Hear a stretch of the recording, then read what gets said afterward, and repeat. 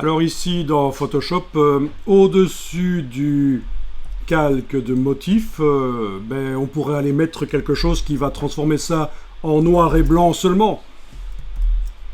Donc, comme un calque de réglage de type seuil par exemple.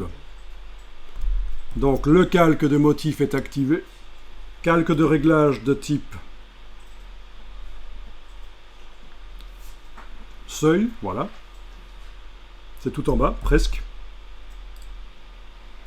Et donc, vous avez l'histogramme qui montre les différents niveaux de luminosité du motif. Et vous pouvez bouger le curseur pour déterminer qu'est-ce qui devient blanc, qu'est-ce qui devient noir. Ça pourrait être très bien aussi, évidemment, un fichier Illustrator qu'on utilise.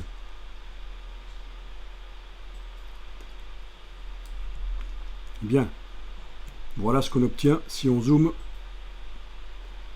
On va pas faire dans le détail ici, c'est juste pour comprendre comment ça fonctionne. Il est possible que vous ayez un simili, des petits points comme ça, qui essayent de recréer du gris, malgré qu'il n'y a que deux niveaux, du noir et du blanc. Ça, c'est possible. Donc, ce que vous pouvez faire, c'est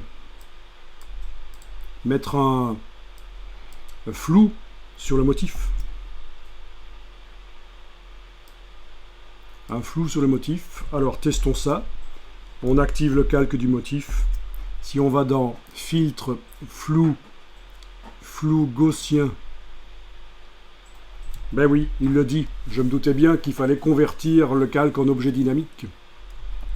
Ou le pixeliser d'ailleurs. On va convertir en objet dynamique. Voilà.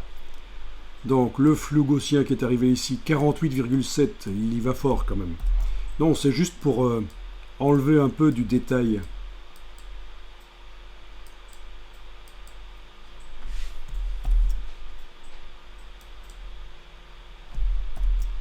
S'il y a moins de détails dans le motif, le seuil ne va pas tenter de recréer des petits points pour faire les niveaux de gris. Quoi qu'il en soit, on va pouvoir également faire en sorte que le motif n'aille que sur une des faces de la carte.